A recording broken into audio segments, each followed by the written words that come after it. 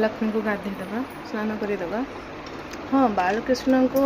जो स्नान कर से स्नान जल को आप निजे ही पाइपर किसी असुविधा ही न था पुण्य मिलता है अकाल मृत्यु जोग कटि जाए बालकृष्ण को स्नान मु तो बालकृष्ण को गाधे दे प्रभु महादेव को गाधे दे माता लक्ष्मी को गाधे दे स्नान पानी सब मुझे पाई दे था पिला दे दे था माँ लक्ष्मी जय महाविद्या श्रद्धे पुष्टि शुद्धि महारात्रि महाविद्ये नारायणी नमस्ते मूर्ति सरस्वती देवी तमस्मृति तुम कसी दिशे पोछी दबा देखते हैं माता स्नान करके बसी देছি खटुली पर तुमको चंदन दबा सिंदूर माँ को बहुत प्रिय सिंदूर दबा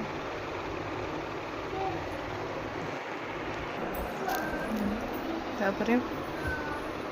माँ को ओढ़ना देदबा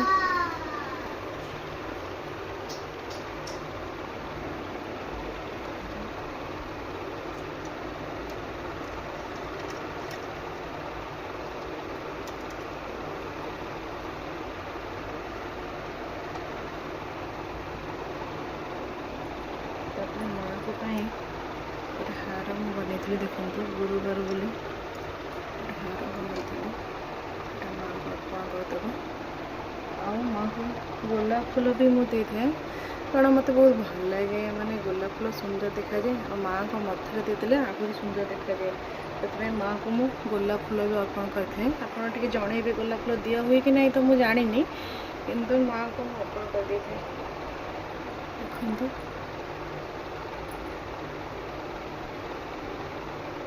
करदे चलतु जी दुल्हबा आनिबा माँ को प्रिय दुल्हबा ये आमर देखु दुल्हबा ये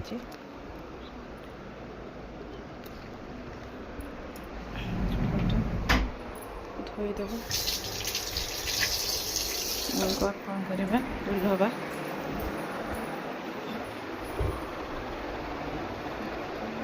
दुल्हबा अर्पण करें केते सुंदर देखु माँ केते सुंदर दिशुचन देखु एबे बाकी देवादेवी को पूजा करवा पूजा सरी जाइए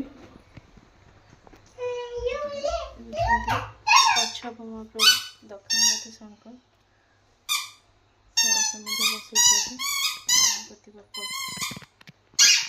लक्ष्मी कुबेर बालकृष्ण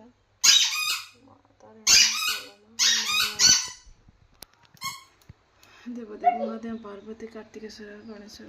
बलभद्र सुभद्रा जगन्नाथ माँ महालक्ष्मी